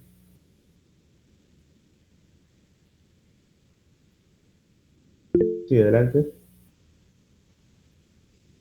Profesor, me queda algo de dudas. Si se tiene la cadena primaria, ¿no? Se puede predecir, o digamos, tenemos todas las subunidades o todas las cadenas de las subunidades polipeptídicas que van a formar una proteína Ujú. y queremos predecir cómo se van a unir, digamos, o sea, desde que son cadenas primarias. ¿Se podría hacer esa predicción en base solo a a las cadenas? De la estructura terciaria, sí. Es decir, de la secuencia a la estructura terciaria sí es posible predecir con métodos computacionales. Pero de ahí predecir la conformación cuaternaria es muy variable, porque a veces cuando se forman los cristales proteicos hay asociaciones que no corresponden a la función biológica. Entonces, eso más se observa cuando ya analizamos, por ejemplo, este tipo de ensayos, ¿no? Cromatográficos, más que electrofónicos cromatográficos, porque podemos ajustar el pH de la solución a distintos valores y acercarnos al valor real fisiológico. Ahí sí, más bien tendríamos que tomar más en cuenta la parte experimental. Hasta terciario sí se puede llegar con aproximaciones computacionales, pero después de eso ya interacciones, predecirlas tiene su riesgo. Nos puede dar un valor que puede ser coherente dentro de lo reportado, pero no tiene de repente relevancia funcional. Ok, profesor, gracias. Ujú. Sí, adelante. Profesor, disculpe, ¿cuál era la función del mercaptoetanol dentro de la cromatografía de filtración molecular? Ah, ya. En ambos sentidos, tanto el beta-mercapto como el ditiotritol se encargan de romper los puentes disulfuro. O sea, van a linearizar a las proteínas que tengan estos puentes disulfuro. Y eso obviamente va a permitir desplegar toda su composición, ¿no? Cuántas subunidades están conformadas, si es que están conformadas por más de uno.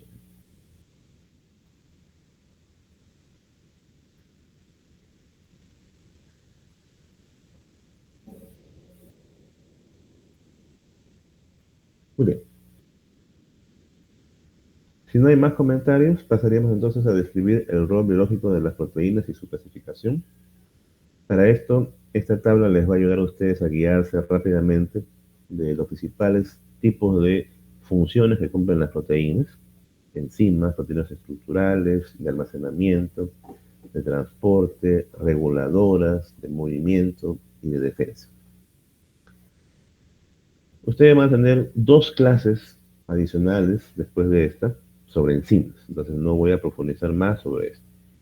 Sin embargo, recuerden que la enzima lo que hace es favorecer la reducción de la energía de activación necesaria para convertir un sustrato en un producto. Y a diferencia de un catalizador inorgánico, ¿no?, las enzimas no se consumen en el tiempo, ¿no? O sea, hay catalizadores inorgánicos que pueden ayudar a acelerar reacciones químicas, ¿sí? Pero las enzimas, a diferencia de esos inorgánicos, no se van a consumir y pueden seguir trabajando si se agregan más cantidad de sustrato. Entonces hay toda una parte de la cinética enzimática que van a tener que ustedes que lidiar en las siguientes clases, ¿no? Sobre todo el cálculo, las ecuaciones, las curvas de Michaelis-Menten, los plots de Liebel-Book y también las condiciones de inhibición competitiva, no competitiva, etc.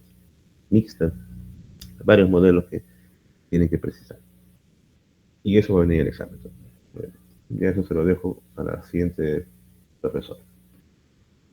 Por otro lado, tenemos a las proteínas con función estructural, ¿sí? Aquellas que van a formar parte importante, ya sea de las membranas o de los tejidos de los organismos.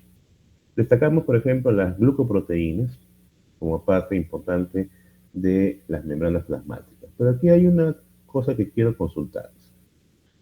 ¿Será lo mismo hablar de una glucoproteína que de un proteoglicano?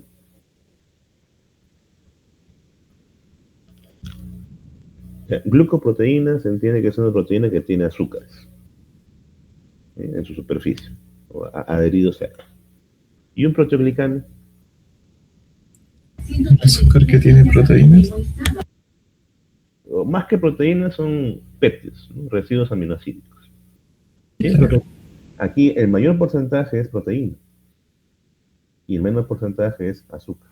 Aquí más bien el mayor porcentaje es azúcar y menos porcentaje son aminoácidos. ¿Sí? Entonces, obviamente los dos son importantes para la parte de la estructura de un tejido, pero las glucoproteínas están asociadas a la membrana plasmática. Son proteínas de membrana. Luego tenemos a las histonas, tenemos al colágeno que hemos mencionado, tenemos a la elastina, y en particular miren a la proteína queratina, porque existe una enfermedad llamada epidermolisis bulosa, o enfermedad de los niños mariposa, donde la piel al menor contacto se desprende, y por ende causa bastante dolor. Y eso se debe a que la queratina producida por esas personas tiene una deficiencia en los aminoácidos que lo conforman, y por ende no tiene la misma tracción para poder resistir el estiramiento de la piel. Luego tenemos proteínas con función de reserva, cuya composición de aminoácidos es más bien inclinada hacia los aminoácidos esenciales, como la ovoalbúmina, la gliadina, la lactoalbúmina. Y también la transferrina, que se encarga de transmitir o permitir el transporte de hierro a nivel de la sangre. Entonces son proteínas con función de reserva. Tenemos proteínas con función de transporte, como el caso de la hemoglobina en vertebrados y la hemocianina en el caso de invertebrados. La principal diferencia es que la hemoglobina contiene un átomo de hierro por cada grupo hemo y la hemocianina un átomo de cobre. Luego tenemos a los citocromos, que están presentes en la membrana de las mitocondrias, y los canales iónicos de sodio, potasio, cloro, etc. Luego tenemos a las proteínas con función hormonal, como las dos antagonistas por excelencia, insulina y glucagón. Una de ellas permite la absorción de glucosa y la otra la liberación de glucosa. Tenemos a la hormona de crecimiento, que es la primera que se mide cuando nace un ser humano y que se hace el monitoreo durante sus principales o sus primeros años de vida. Normalmente cuando una persona o un niño no llega a la talla normal, se piensa que no hay una adecuada producción de hormona de crecimiento. Pero si la hormona está producida en cantidades adecuadas, ¿por qué ese niño no llegaría a una talla normal de crecimiento? Entonces hay que pensar que esta hormona obviamente necesita de un receptor. Entonces, ¿qué pasa si lo que no está fallando es la hormona, sino más bien lo que está fallando es el receptor? Y hay mutaciones que hacen que este receptor no reciba la misma señal de la hormona a pesar de que hay cantidades suficientes. Pues ahí puede haber una explicación para la baja talla que presentan los peruanos, ¿no? Lo cual ya es resultado pues, de una herencia española, ¿no? Y ya está inclusive demostrado a nivel poblacional. Luego tenemos a la calcitonina y también tenemos a las hormonas tróficas, ¿no? La luteinizante, la folículo estimulante y la estimulante de la tiroides. Pero hay que diferenciar, miren, este mecanismo de las hormonas proteicas de las hormonas esteroideas, ¿no? De la progesterona, de los estrógenos, ¿sí? De la aldosterona, el cortisol, que ellas más bien atraviesan la membrana plasmática por su naturaleza lipídica. En cambio, estas proteicas no, necesitan un receptor necesariamente. Y a partir de ahí inducen o traducen la señal hacia el núcleo. ¿Sí? Es un punto importante, miren, de diferencia entre estos tipos de hormonas. Luego tenemos proteínas con función contráctil o mótil. Ahí destacan las 4 que participan en la contracción muscular: troponina, tropomiosina, miosina y actina. ¿Sí? Son 4 proteínas importantes para fines de movilidad. Y finalmente tenemos a las proteínas con función de defensa, que pueden ser de 2 tipos: defensa inmunológica o aquellas que mantienen o preservan la homeostasis. El primer grupo de ellos es bastante amplio, que son las inmunoglobulinas. Pero seguro ustedes también han escuchado el término anticuerpo. ¿Será lo mismo hablar de anticuerpos e inmunoglobulinas? Cuando nos referimos al término inmunoglobulina, estamos haciendo alusión al tipo de plegamiento que tienen estas moléculas. Miren, son dos cadenas pesadas, heavy, y dos cadenas ligeras, light, las cuales están unidas entre sí por puente disulfuro y también a nivel intracatenario. Entonces, miren, este tipo de plegamiento pertenece a las inmunoglobulinas, pero podemos tener al menos dos tipos de inmunoglobulinas, ¿sí? Las solubles y las que están presentes a nivel de la membrana plasmática. Las inmunoglobulinas solubles son básicamente las que ustedes seguro conocen, que se encuentran en la sangre, en la saliva, en los fluidos biológicos, ¿no? Por ejemplo, la IgG, la IgM, la IgE, ¿no? Que es un indicador de parásitos. A estos anticuerpos, perdón, a estas inmunoglobulinas solubles es a las que vamos a denominar como anticuerpos, ¿sí? Mientras que otros tipos de proteínas de membrana también pueden presentar plegamientos del tipo inmunoglobulina. Entonces, ¿será correcto decir que todo anticuerpo es una inmunoglobulina? No. Claro, todo anticuerpo, que es la versión soluble de estas proteínas, tiene plegamientos del tipo inmunoglobulina. Lo que no es correcto decir es que toda inmunoglobulina es un anticuerpo, porque también hay versiones que están ancladas en la membrana, que no se liberan. ¿Sí? Entonces, anticuerpo es una inmunoglobulina. Y acá están los diferentes isotipos, ¿no? Son 5 isotipos, pero son los que podemos mencionar ahora, ¿no? ¿Sí? ¿Quedó clara esa parte? Sí, sí. Pasamos. Ya, Sí, perfecto. pues, Perfecto. Pasamos ahora a estos dos tipos de proteínas importantes para la preservación de la homeostasis.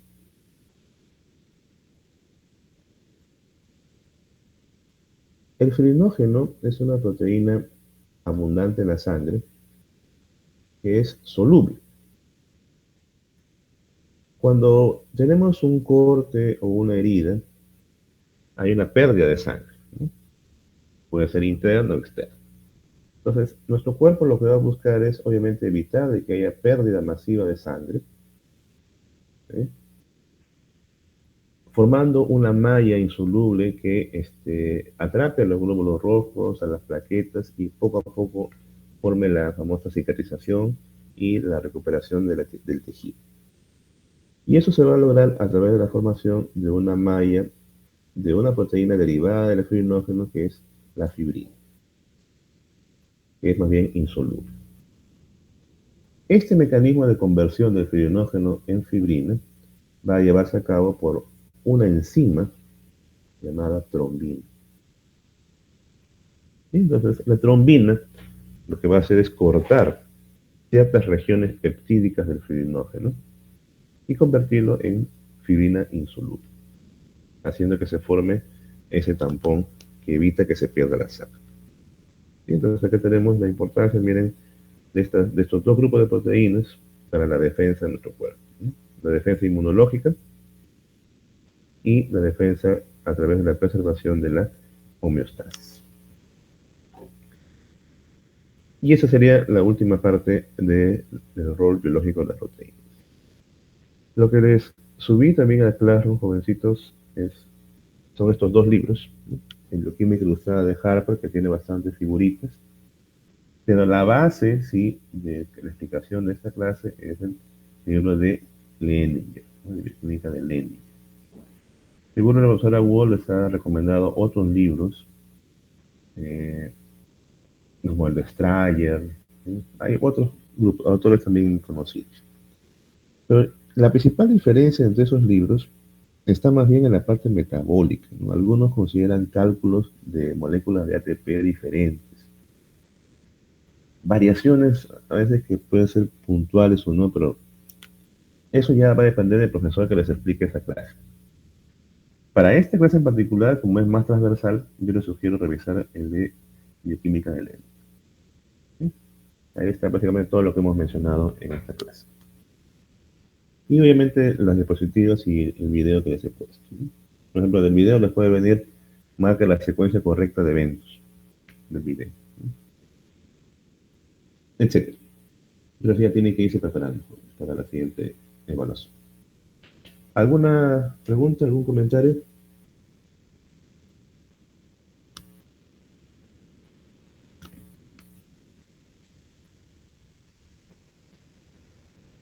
¿No? ¿Sí?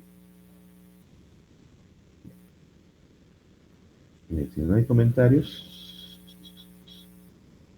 vamos a hacer una captura de los que están presentes en la sala.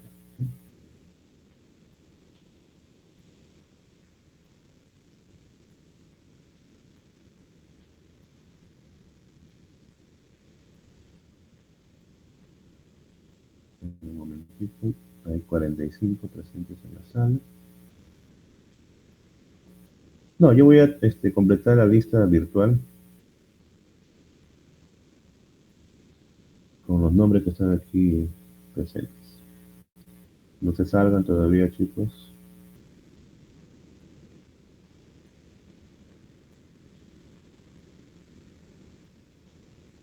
Aunque debería llegar una lista automática de correo, por si acaso. Anoto los nombres. O captura los nombres.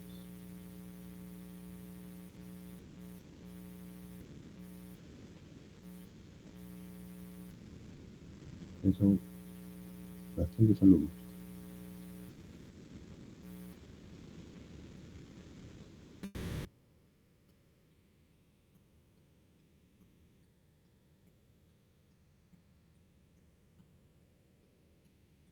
Perfecto. Muy bien, jovencitos. Muchas gracias por su presencia el día de hoy y agradecerles la disponibilidad para recuperar esta clase. Y ya nos estaríamos viendo en otra oportunidad. Ahí tienen mi correo en el PPT. O en consulta, me escriben, me visitan en el laboratorio. Cuídense mucho. Nos estamos viendo pronto.